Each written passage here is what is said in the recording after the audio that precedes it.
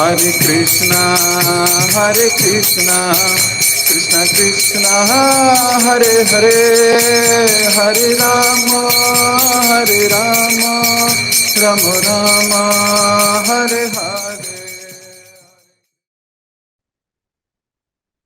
जय जय श्री चैतन्य, जय हो नित्यानंदा,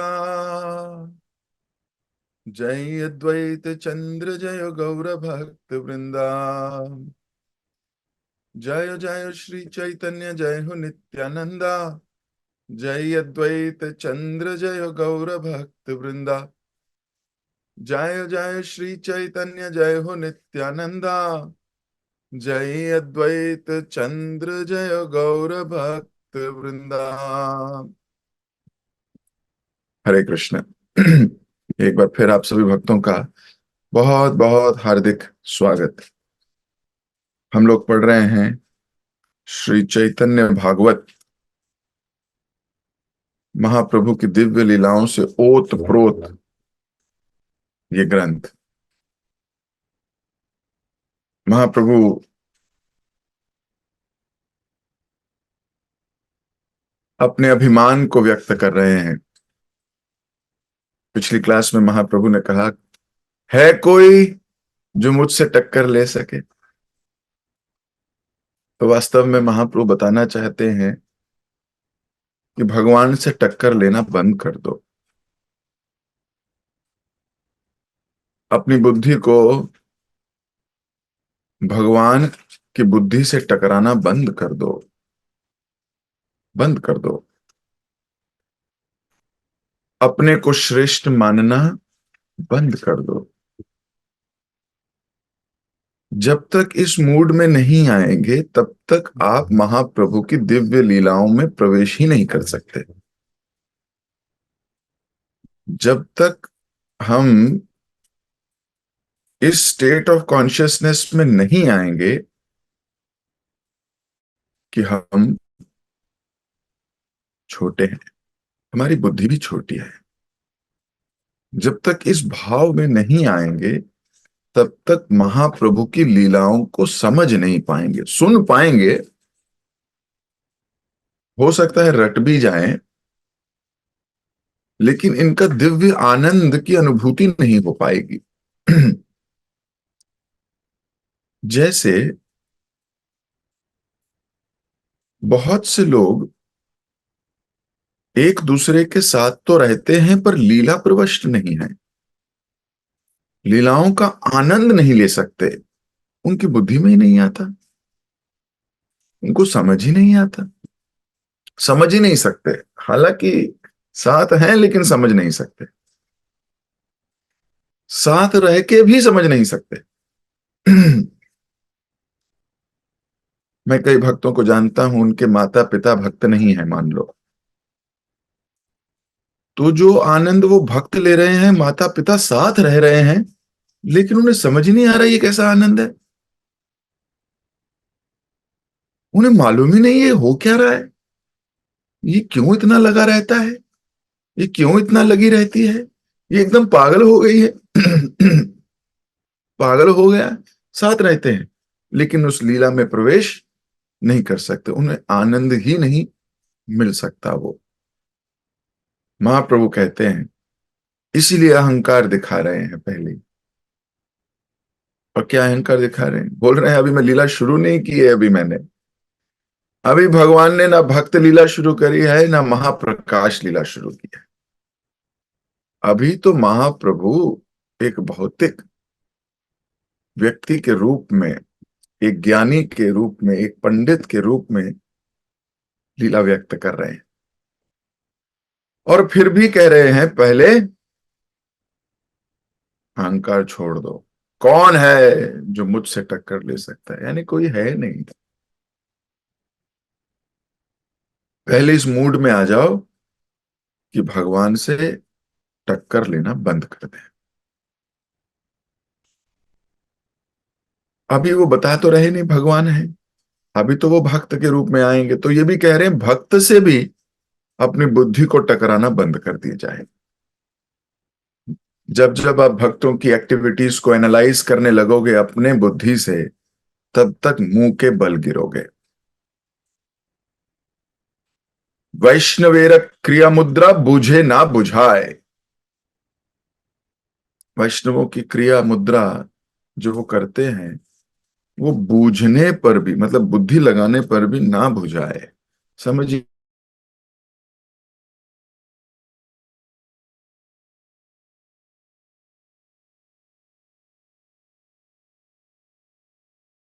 मोरालिटी के थर्मोमीटर में तो भक्तों को बांधा ही नहीं जा सकता।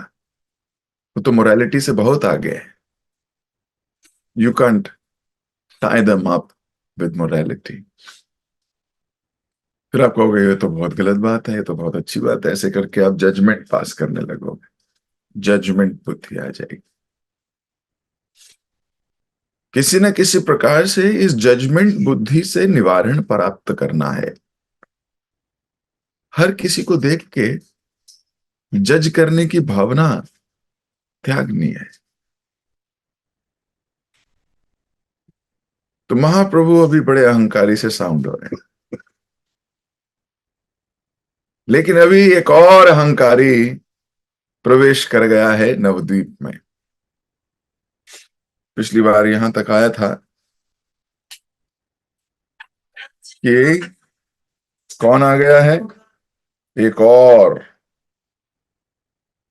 दिग्विजयी पंडित आ गया है। और दिग्विजय पंडित के पास बहुत से पर्चे हैं, जिसमें उसने लिखवाया हुआ है। साउथ इंडिया गया था, वहां लिखवा के आया कि मैं जीत गया। नॉर्थ इंडिया गया, ईस्ट इंडिया गया, वेस्ट इंडिया, पूरे विश्व भर में भ्रमण करने के बाद उसको लगा है कि अभी नवद्वीप जाना चाहिए। क्यों? नवद्वीप यूनिवर्सिटी है, या बहुत से प्रोफेसर्स हैं बहुत से पंडित हैं। तो मैं अभी नवद्वीप जाके वहां के पंडितों को हराना चाहता। तो सारे के सारे नवद्वीप के जो पंडित थे वो चिंताग्रस्त हो गए। सबको चिंता होने लगी कि अरे दिग्विजयी आ गया, अब क्या होगा, अब तो पोल खुल जाएगी, या अब तो वो हरा देगा।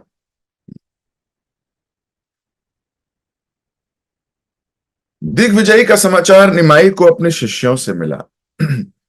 पूरे भूमंडल को जीतने के बाद यह दिग्विजयी विशाल जुलूस के साथ नवद्वीप आ गया है।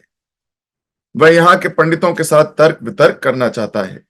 कह रहा है कि यदि किसी में उसका सामना करने का साहस नहीं, तो पंडित को उसके विजय पत्र पर अपनी पराजय स्वीकार करते हुए हस्ताक्षर करने होंगे। यह सुनकर भगवान श्री गौर सुंदर मुस्कुराने लगे। अब विपत्ति या भयंकर परिस्थिति में भी मुस्कुराना, ये तो भगवान या उनका कोई उत्तम भक्त ही कर सकता है। विपत्ति वाली परिस्थिति में या आपत्तिजनक परिस्थिति में लोगों को घबराए तो देखा है, चेहरे के 12 बजते भी देखा है, पसीने छूटते भी देखा है, नर्वस होते भी देखा है, कंपन महसूस होते भी देखा है, अपने आप को ना संभालने के कारण डगमगाते हुए भी देखा है। लेकिन विपत्तिजनक परिस्थिति में मुस्कुराते हुए कम देखा है।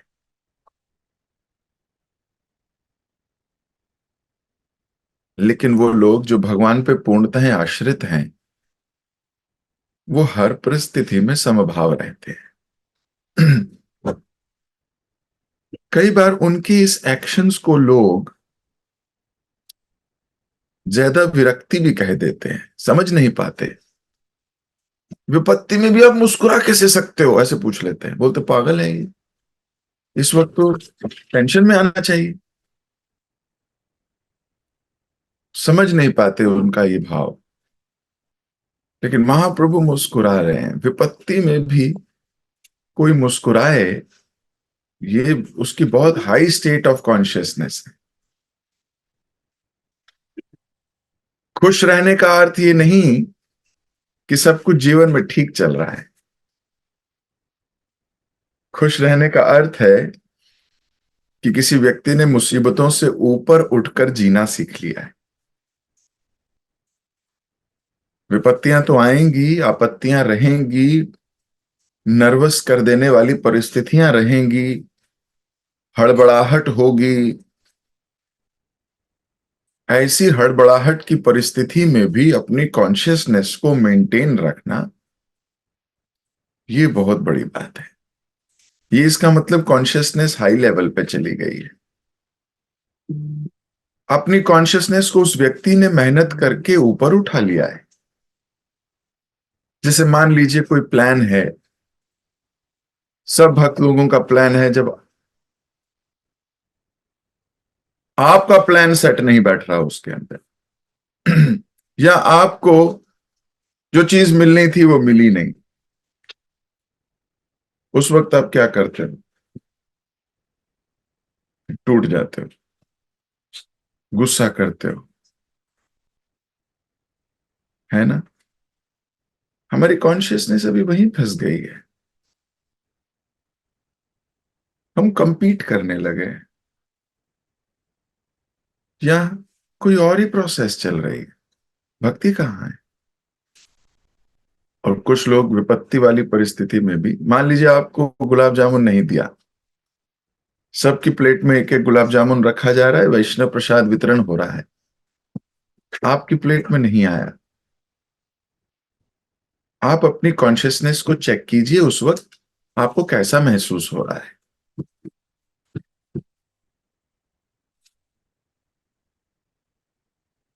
कैसा फील कर रहे हो? मान लो उत्तेजित हो रहे हो, गुस्सा आ रहा है, जो बांट रहा है उसके प्रति भी आ रहा है कि ये तो मुझसे पहले ही चिढ़ता है, इसने जानबूझ के नहीं दिया होगा, मेरी इससे पुरानी लड़ाई चल रही है, मैं तो पहले से ही कहता हूं ये आदमी ठीक नहीं है, भेदभाव करता है, ये ऐसा है वैसा है। ये आपकी कॉन्शियसनेस की रिफ्लेक्शन है। हमारे जो विचार उत्पन्न होते हैं वो हमारी चेतना से उत्पन्न होते हैं। अगर कोई व्यक्ति अपने विचारों को देख सकता है तो वो अपनी भी पहचान कर सकता है। मेरे विचार कैसे उग रहे हैं, क्या विचार मन या स्मृति पटल पर क्या विचार आ रहे हैं, उन विचारों से वो ये जान सकता है कि उसका एक्चुअल कॉन्शियसनेस कैसी है। बताने की भी आवश्यकता नहीं है, स्वयं थर्मामीटर लगा के चेक किया जा सकता है। मेरे विचार कैसे आ रहे हैं। अगर विचारों को ऐसे ही विचरण करने दिया तो ये विचार थोड़ी देर में एक्शन बनने वाले हैं। अगर एक्शन को भी नहीं रोका तो ये एक्शन आपकी आदत बनने वाले हैं। अगर आदत को भी नहीं रोका, यही आपका व्यवहार बनने वाले हैं। और अगर व्यवहार को भी नहीं रोका तो यही आपकी किस्मत भी बनने वाले हैं। तो सब शुरू हुआ विचारों से, और विचार कहां से शुरू हुए? आपकी चेतना से। इसीलिए प्रभुपाद जी ने हमारी मूवमेंट का नाम रखा कृष्ण भावनामृत या कृष्ण कॉन्शियसनेस, चेतना। तो प्रभुपाद जी सीधा चेतना पर आना चाहते थे, क्योंकि चेतना शुद्ध हो गई तो विचार शुद्ध हो जाएंगे, विचार शुद्ध हो गया तो कार्य शुद्ध हो जाएगा, कार्य शुद्ध हो गया तो व्यवहार शुद्ध हो जाएगा, व्यवहार शुद्ध हो गया तो समझ लीजिए आपकी डेस्टिनी भी शुद्ध हो गई।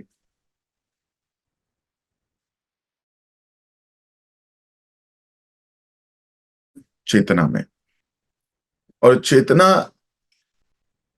किसकी कैसी है, ये उसके विचारों के आदान प्रदान या शब्दों के आदान प्रदान या व्यवहार से पता लग जाती है। इसलिए चेतना पे काम करो, चेतना पे।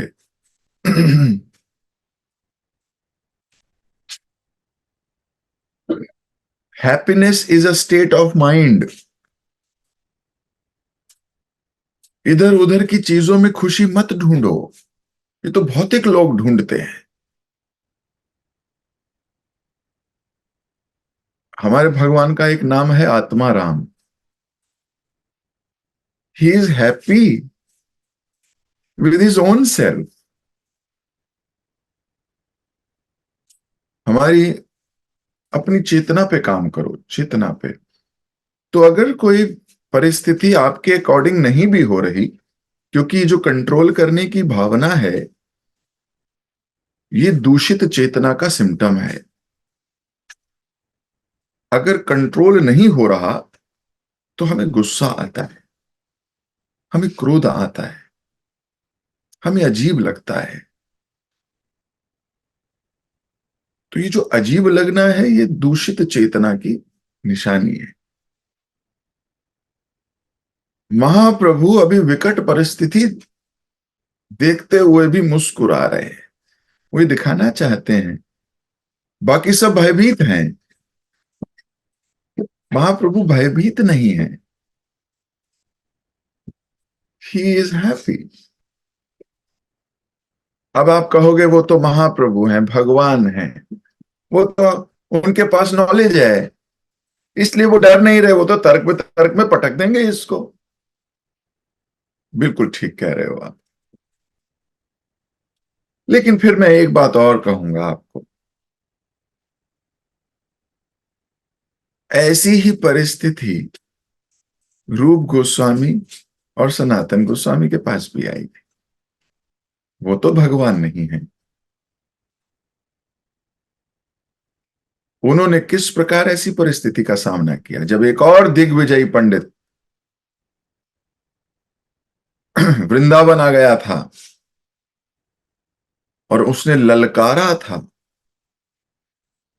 देखिए, हम भक्त हैं, हम क्षत्रिय नहीं हैं कि कोई हमें युद्ध में ललकारे तो हम भी युद्ध में घुस जाएं।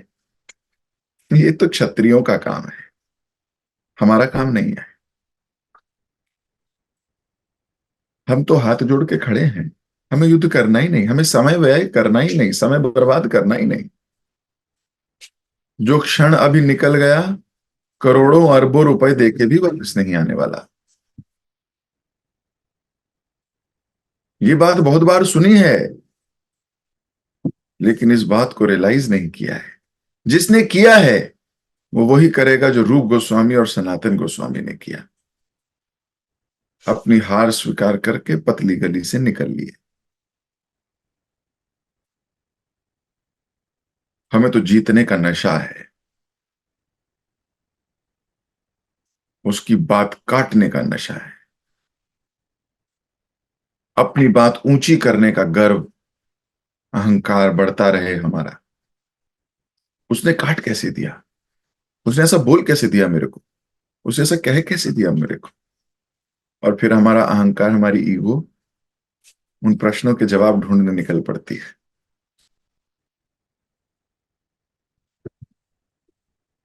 पतली गली से निकलना नहीं आता। तो हाँ, ये भगवान हैं, लेकिन उधर सनातन गोस्वामी और रूप गोस्वामी तो कृष्ण नहीं है। उन्होंने विजयी पत्र पर तुरंत हस्ताक्षर किए, बोले हम हार गए, थैंक यू वेरी मच, हमें बहुत शास्त्र लिखने हैं, आप जाइए, समय नहीं वेस्ट करना हमको। तो कॉन्शियसनेस की निशानी है ये। What is your consciousness स्टेटिंग? क्या हमारी कॉन्शियसनेस शांत रहती है? आप समुद्र को देखिए, समुद्र में नाले भी आके मिलते हैं और गंगा भी आके मिलती है। समुद्र की कॉन्शियसनेस कभी नहीं बिगड़ती, वो सतर्क, वो वैसा ही रहता है। कभी कोई बड़ाई करेगा, कभी कोई बुराई भी करेगा। ये बड़ाई और बुराई के चक्र में फंसना नहीं है। कोई हमारी थोड़ी बड़ाई कर देता है, हमें लगता है हमारी पार्टी का व्यक्ति है, हमारे ग्रुप का है, हम ग्रुप बना लेते हैं, group with in the group. कोई हमें डांटता है या हमारी गलती निकालता है, हम कहते हैं ये दूसरी पार्टी का व्यक्ति है। This is also not a great idea.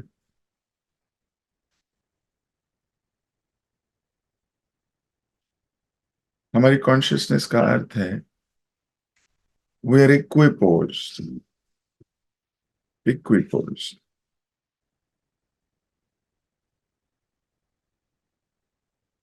तो ये विश्वास रखो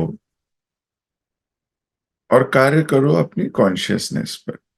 अभी हमारी कॉन्शियसनेस इतनी उत्तम नहीं है, मान लिया, मानता हूं मैं भी, मेरी भी नहीं है। लेकिन अगर मैं ये मान लूंगा कि मेरी कॉन्शियसनेस हाई है, तो मैं काम करना बंद कर दूंगा अपने ऊपर। तो मेरी कॉन्शियसनेस स्टेगनेंट हो जाएगी। स्टेगनेंट मतलब रुक जाएगी, और जो चीज रुक जाती है वो सड़ जाती है। आप बहते हुए पानी को तो पीते हो, जो पानी बहुत दिनों से रुका एक जगह खड़ा हुआ हो उसको नहीं पीते, क्योंकि रुका हुआ पानी गंदा हो जाता है। रुके हुए पानी को कीचड़ कहने लगते हैं। रुके हुए पानी में काई जम जाती है। लेकिन जो पानी बहता रहता है वो निर्मल रहता है, शुद्ध रहता है। तो ऐसी हमारी कॉन्शियसनेस अगर रुक गई, आप स्टेगनेंट हो गए, आपने प्रभुपाद जी की किताबें नहीं पढ़ गए, आप क्लास नहीं, आप भागवतम नहीं सुनते, रीडिंग नहीं करते, हेयरिंग नहीं करते, आपकी कॉन्शियसनेस स्टेगनेंट हो जाएगी, रुक जाएगी। रुक जाएगी तो बांस मारने लगेगी। इसलिए निरंतर प्रयास करते रहना है। तो मैं अगर स्टेगनेंट हो जाऊंगा तो बदबू आएगी। निरंतर चलता रहूंगा तो गलतियां अपनी दिखाई देंगी, और अगर अपनी गलतियां दिखाई देंगी तो इन गलतियों पे काम करने लगूंगा,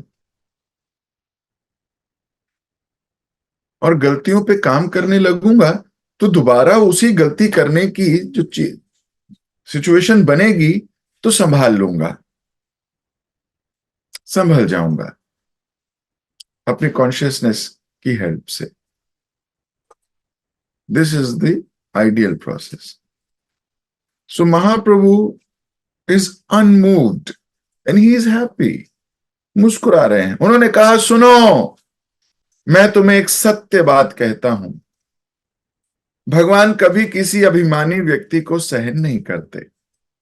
जब देखते हैं कि कोई व्यक्ति भगवत प्रदत्त गुणों पर घमंड और उद्दंड बन गया है, तो अवश्य ही उन गुणों का संहार कर देते हैं। आपको अगर अपनी स्किल पर, अपने गुण पर अहंकार हो गया है, तो बहुत जल्द ये गुण आपसे छीन लिया जाएगा। इस गुण का संहार हो जाएगा बहुत जल्द। फलों से लदा वृक्ष तथा गुणों से युक्त व्यक्ति, ये दोनों नम्रतावश झुके रहते हैं। तुमने बाणासुर, नरकासुर तथा रावण का नाम तो सुना ही होगा। क्या भगवान ने इन सब का गर्व चूर चूर नहीं किया? भगवान कभी गर्व को सहन नहीं करते। नवद्वीप में तुम स्वयं अपनी आंखों से इस पंडित का अहंकार चूर चूर होते देखोगे। तो भी महाप्रभु भविष्यवाणी भी कर रहे हैं। महाप्रभु कह रहे हैं थोड़े दिनों में इस व्यक्ति का अहंकार चूर चूर हो जाएगा। थोड़े दिनों में ये नतमस्तक हो गया, हो जाएगा। संध्या समय निमाई पंडित अपने छात्रों के साथ गंगा तट पर आए। गंगा के पावन जल को अपने सर पर छिड़कने के बाद उन सबने गंगा को प्रणाम किया और बैठकर विभिन्न विषयों पर चर्चा करने लगे। किसी को भनक तक नहीं थी कि श्री विश्वंभर मन ही मन दिग्विजयी पंडित को पराजित करने की योजना बना रहे थे। निमाई ने सोचा, इस ब्राह्मण का घमंड बहुत बढ़ गया है। इसे लगने लगा है संसार में कोई इसे परास्त नहीं कर सकता। यदि मैं सबके सामने परास्त करता हूं तो ये इतना लज्जित हो जाएगा कि वह अपमान इसकी मृत्यु के समान होगा। लोग इसकी खिल्ली उड़ाएंगे और इस अपमान को ना सहन करने के कारण कुछ भी समय में इसकी मृत्यु हो जाएगी। अच्छा होगा कि मैं किसी एकांत स्थान पर इसे चुनौती दूं। इस प्रकार मैं इसे परास्त भी कर दूंगा और इसका जीवन भी बच जाएगा। अगर सबके बीच में इसको हराया तो हो सकता है ये अपनी हार को स्वीकार ना कर पाए। कई लोग सच्ची में बड़े घमंडी होते हैं। सबके बीच में अगर उनकी खिल्ली उड़ा दी जाए, सबके बीच में अगर उनको अपमानित कर दिया जाए, वो इस अपमान को सह नहीं पाते, सह नहीं सकते। वस्तुतः ये भी देखा गया है कि अकेले में भी नहीं सह पाते, दूसरों के बीच की तो बात ही और है। अकेले में भी अगर उसको समझाया जाए तो भी नहीं समझता। लेकिन फिर भी सबके बीच में अगर किसी को दंड दिया जाए, सबके बीच में अगर किसी का अपमान किया जाए, तो केवल वैष्णव ही उसको झेल सकता है और किसी के बस की बात नहीं है। हरिदास ठाकुर को 22 मार्केट में जलील किया गया, उसकी खिल्ली उड़ाई गई। हरिदास ठाकुर की बेइज्जती की गई उन लोगों के सामने जो लोग उनकी बड़ी इज्जत किया करते थे।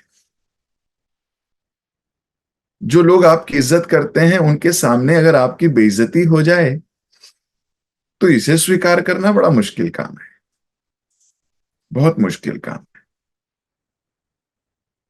केवल उच्च कोटि वैष्णव इसको स्वीकार कर लेता है। उसको अपने फॉलोअर्स, अपने जूनियर्स, अपने इक्वल्स, इन सबका कोई विशेषता भय नहीं है। उसकी कॉन्शियसनेस फिर भी बनी रहती है। अमरीश महाराज पूरी सभा के बीच में दुर्वासा मुनि ने उन्हें जलील किया।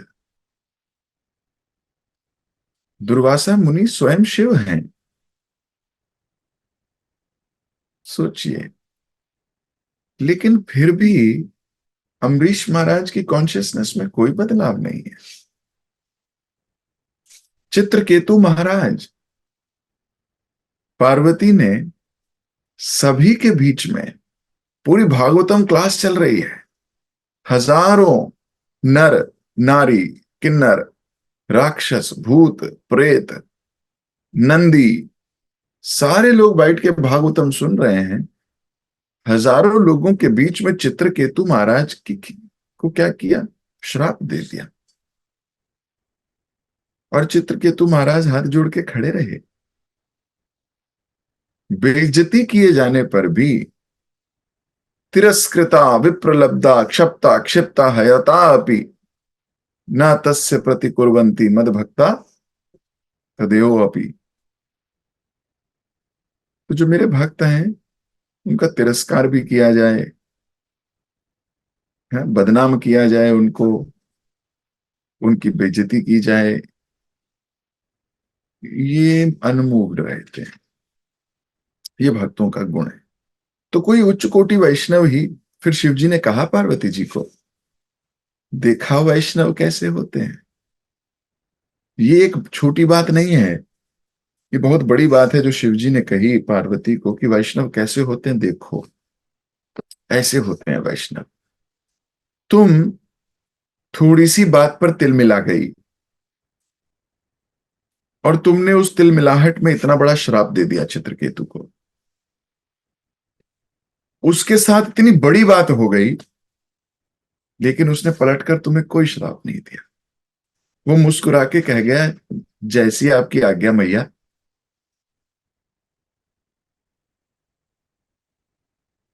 तो कौन बढ़ गया, कौन श्रेष्ठ जन है?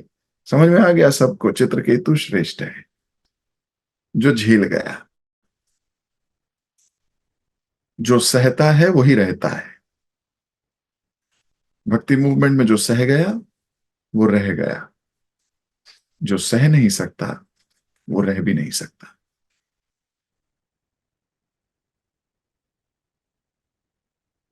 तो ये जो हार और जीत है, इसको सह कर पाना हर एक के बस की बात नहीं है। जिसकी कॉन्शियसनेस किसी ने प्रभुपाद जी की आज्ञा का पालन करके, गुरुजनों की आज्ञा का पालन करके कॉन्शियसनेस को इतना अपलिफ्ट कर लिया है अपनी, वही कर सकता है, और किसी के बस की बात नहीं है। तो महाप्रभु सोच रहे हैं कि अगर सबके बीच में इसको हराऊंगा तो बहुत बेइज्जती मानेगा ये, और बहुत बेइज्जती मानेगा तो मर जाएगा, ये जी नहीं पाएगा, आत्महत्या कर लेगा। तो इसको अकेले में हराता हूं। अकेले में हराऊंगा तो किसी को पता भी नहीं लगेगा कि मैंने हरा दिया, और इसका घमंड भी चूर चूर हो जाएगा। ऐसा कह के महाप्रभु सोचने लगे। निमाई के मन में विचार उमड़ ही रहे थे कि दिग्विजय पंडित वहां आ पहुंचा। धीरे धीरे आकाश में धूमिल सितारे स्पष्ट दिखाई देने लगे।